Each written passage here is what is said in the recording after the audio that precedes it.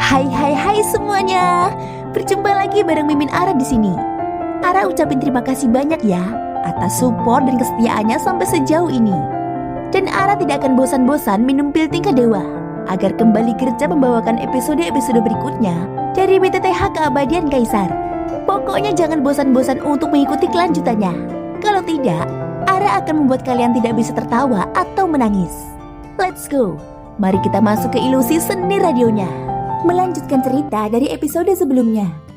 Di episode sebelumnya, Shin masih diperlihatkan di alam dewa kekacauan. Nomor 1 memberikan sebuah instruksi bahwa pertemuan telah selesai. Di saat semua bergegas meninggalkan plafon batu, tiba-tiba ada sebuah pesan yang dikirimkan ke nomor 9 bahwa nomor 7 ingin berbicara empat mata dengan nomor 9. Pada saat ini nomor 9 sudah ada di plafon batu. Kemudian nomor 7 muncul dan berdiri di plafon batunya. Nomor 9. Apa kabarmu? Bagaimana cara pemurnian obat mujarab? Permintaan obat mujarab sangat tinggi akhir-akhir ini. Kalimat pertama yang dibuka nomor 7 adalah menanyakan tentang situasi pemurnian obat mujarab. Aku benar-benar minta maaf, tetapi aku tidak punya banyak waktu untuk memperbaiki ramuannya akhir-akhir ini. Xiaoyan juga mengatakan yang sebenarnya. Setelah kembali ke sensi dari dunia kuno abadi dan iblis, perjalanannya sangat ketat dan dia tidak punya waktu luang untuk menyempurnakan ramuannya. Tidak apa-apa, kali ini aku tidak mencarimu untuk membuat ramuan. Lagi pula bukan aku yang ingin memakannya, ucap si nomor 7. Ada apa? Tidak apa-apa untuk mengatakannya, ucap Xiaoyan.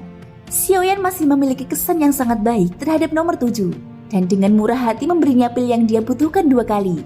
Meskipun pil yang dimurnikan oleh Xiaoyan memiliki kualitas yang baik, tetapi bagi nomor 7, sebenarnya pil tersebut tidaklah cukup menarik. Lagi pula, ada banyak orang yang bepergian keliling dunia dan mengumpulkan ramuan berkualitas lebih tinggi. Tetapi ia sangat antusias dengan Xiaoyan. Jadi dia curiga padanya sebelumnya. Kalau begitu, aku akan berbicara terus terang. Dunia kuno pasti sudah mendengarnya. Meskipun hancur sebelum luasnya, aku juga tunawisma sekarang. Sebenarnya, aku telah menunggu kesempatan untuk membalas duniaku sendiri. Suara nomor 7 keluar perlahan. Ia sangat dekat dengan Xiaoyan. Ia hanya dipisahkan oleh 2 plafon batu. Bagaimana dunia kuno bisa musnah? Xiaoyan langsung bertanya. Beberapa dunia menyerbu secara bersamaan, dan Taisu adalah yang paling dominan, yang akhirnya menyebabkan kehancuran dunia kuno. Jika aku tidak berada di sana, tentu saja aku tidak akan berada di sini. Pasti aku akan mati di dalamnya. Nomor 7 menjawab dengan getir. Tahukah kamu bahwa aku mengetahui bahwa kamu bukan Suqian Taiyi? Ketika nomor 7 mengatakan ini, Xiaoyan sudah tahu bahwa saat digabungkan dengan pertemuan sebelumnya, pidato nomor 7 bukanlah sesuatu kebetulan, tetapi melihat semuanya dan melakukannya dengan sengaja. Ngomong-ngomong, aku tidak memiliki kesempatan untuk mengenal Yang Mulia, tetapi sekarang aku benar-benar dapat berkomunikasi dengan orang yang berkuasa di puncak. Ini benar-benar sebuah berkah. Jika kamu membutuhkan sesuatu, Yang Mulia, katakan saja. Semua yang aku miliki sekarang dapat diberikan kepadamu. Nomor 7 berkata dengan penuh antusias. Matanya menyorotkan sebuah kekeguman yang luar biasa. Tidak harus seperti ini. Taisu sekarang menyerang Senshi. Karena mereka telah memilih cara ini, Senshi tidak akan menyerah. Bahkan jika Taisu melarikan diri, mereka pasti akan menanggung akibatnya. Xiaoyan berkata dengan suara yang dalam. Taisu berada di Senshi saat ini, dan apa yang dia lakukan membuatnya dipenuhi dengan kebencian, membunuh banyak orang dan jiwa Senshi yang masih hidup. Meskipun aku telah bepergian ke seluruh dunia, kekuatanku saja sendiri tidak cukup. Jika Senshi dapat menghancurkan Taisu, aku bersedia memberikan semuanya. Setelah berputar-putar seperti itu, Xiaoyan akhirnya mengerti kenapa nomor 7 begitu spesial baginya. Ternyata, mereka memiliki musuh yang sama. Dan dunia kuno milik nomor 7 juga dihancurkan oleh Taisu. Ini adalah situasi di mana akar masalahnya belum hilang dan percikannya masih ada, yang akan menimbulkan berbagai sebab dan akibat di masa depan. Xiaoyan tidak pernah berpikir bahwa nomor 7 akan berbicara langsung dengan Liu, karena alasan seperti itu setelah Xiaoyan tiba. Dan dia dengan tegas berdiri di sisi Xiaoyan. Selain tebakan yang didapatnya dari kata-katanya, Xiaoyan juga merasa bahwa nomor 7 sudah mengetahui bahwa Liu adalah Suqian Taiyi. Jadi dia membantunya. Aku tahu situasi Senshi tidak begitu baik sekarang. Jika Yang Mulia memerlukan bantuan, katakan saja. Aku pasti akan menemukan caranya. Baiklah, Sensi sekarang kekurangan kekuatan tempur. Aku membutuhkan puluhan ribu dewa abadi untuk membantu dalam pertempuran. Ucapan Xiaoyan terdengar tidak sopan, namun ia tetap berkata, puluhan ribu keabadian dewa. Ini... Nomor 7 mungkin tidak menyangka Xiaoyan akan berbicara begitu keras dan terbuka. Puluhan ribu dewa abadi akan membutuhkan banyak daya tarik yang cukup besar. Hehehe, hanya lelucon. Sekarang Sensi hanya bisa menyelamatkan dirinya sendiri dan sulit mencari bantuan dari dunia lain. Adapun Taisu, aku akan melakukan yang terbaik untuk membayar darah untuk darah, dan hutang darah akan dibayar dengan darah. Xiaoyan berkata dengan nada dingin. Yang dia katakan adalah sikapnya terhadap Taisu, dan dia tidak memiliki terlalu banyak hubungan serikat dengan nomor 7. Sudah hampir waktunya. Aku harus pergi. Saat aku punya waktu luang, aku akan menyempurnakan ramuannya untukmu. Selamat tinggal. Baiklah, jika ada kebutuhan, aku akan melakukan yang terbaik. Meskipun kekuatanku kecil dan tidak signifikan, aku berharap dapat membantu Sensi. Nomor 7 tidak terus berbicara lebih banyak, tetapi saling mengungkapkan. Di platform batu, Xiaoyan pergi lebih dulu. Lalu disusul nomor 7 juga pergi dari platform batu. Xiaoyan perlahan membuka matanya dari kenyataan. Begitu dia membuka matanya, ada sepasang mata yang hampir menempel di wajahnya, dan mata mereka saling bertemu. Tatapan itu begitu dekat, hingga nafas yang seharum permen kapas tercium oleh hidung Xiaoyan. Kamu akhirnya kembali. Apakah pertemuannya baru saja selesai? Xiaoyan menjawab dengan penuh keraguan. Ya, dia pasti punya hati nurani yang bersalah. Sialan, dia memasakku keluar. Ye Beijing berdiri tegak, menggembungkan pipinya dan menyilangkan tangan di depan dadanya. Kelembutan itu tiba-tiba bergetar. Xiaoyan meliriknya tanpa sadar dan buru-buru menjauh. Kamu kentut pelangi. Sebaliknya, tidak peduli. Jika aku jadi kamu sangat lemah. Apa yang kamu takutkan?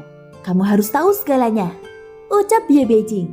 Saat mendengar ini, Xiaoyan tersenyum pahit dan menggaruk kepalanya, tetapi tidak mengatakan apapun.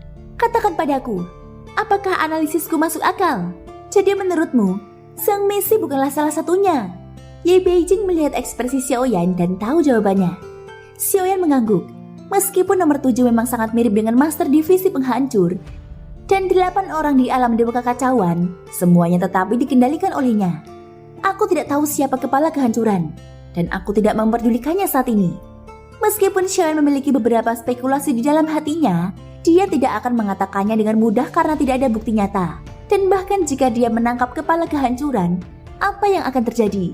Jadi sekarang bukan waktunya mengkhawatirkan siapa yang bertanggung jawab atas kehancuran, tetapi memikirkan bagaimana cara menyelamatkan tahanan roh dan Yang Mulia Ratu yang sekarang berada di tempat Taisu. Ya, kamu terlalu lemah sekarang, dan sepertinya kamu tidak memenuhi syarat untuk peduli, ucap Ye Beijing perlahan. Bibir Xiaoyan bergerak-gerak saat mendengar ini.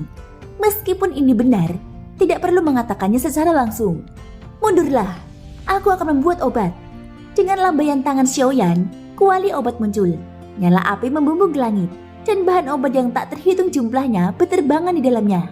Ye Beijing tidak marah, tapi matanya bersinar dan dia melihat pemandangan ini dengan heran. Seolah-olah dia baru saja melihat seorang alkemis memurnikan obat untuk pertama kalinya. Sekarang Xiaoyan sedang menyempurnakan pil pengembalian mimpi. Pil ini memiliki efek ajaib dan juga yang paling mahal di antara 3 pil yang diberikan oleh nomor 7. Ramuan apa yang sedang kamu sempurnakan?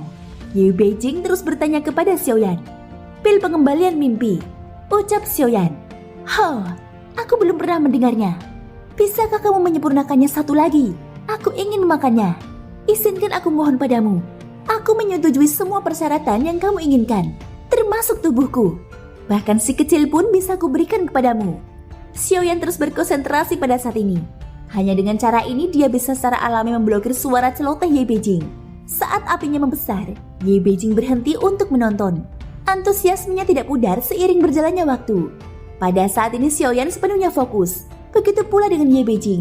Namun jika dilihat dari matanya yang berkilauan, sepertinya yang dilihatnya bukanlah jenis ramuan, melainkan makanan lezat yang paling lezat. Pada saat ini, Xin diperlihatkan di sebuah kehampaan. Beberapa kapal Dewa Void setelah meninggalkan bintang-bintang, menyapu menuju ke hamparan laut timur dengan kecepatan penuh. Kenapa kamu pergi? Ini adalah waktu terbaik untuk membunuh reinkarnasi yang mulia. Kamu menunda kesempatan ini. Jika aku memberitahu Tuan Su, Aku khawatir posisimu sebagai mantan raja tidak akan dipertahankan. Di dalam salah satu dewa palsu, pria di atas tahta itu berdiri dan menghantam meja pasir hantu di depannya. Perasaan lemah lembut sebagai seorang pria sejati sebelumnya telah menghilang. Wajah yang semula nampak lembut, sekarang terlihat garang saat ini. Thank you guys sudah mendengarkan ceritaku di episode kali ini sampai akhir. Maaf ya, dikarenakan novelnya ini rilisnya itu tidak tentu ya. Kadang jam 2, kadang jam 3, bisa jadi kadang tengah malam baru update. Jadi Mimin uploadnya itu pasti telat. Dan jika mau ngikutin dari YouTube channelnya langsung itu translate-nya itu kurang oke gitu loh guys. Jadi Mimin mohon dimaklumi ya kalau update-nya itu kurang cepat. Dan buat sobat Noba semua yang ingin bergabung di saluran WA atau IG, nanti bisa DM IG aku ya. Kita bisa sharing-sharing seputar film Donghua atau apapun itu, juga nambah teman atau relasi atau apapun itu ya. Oke, semoga hari kalian menyenangkan. Sampai jumpa dan bye-bye.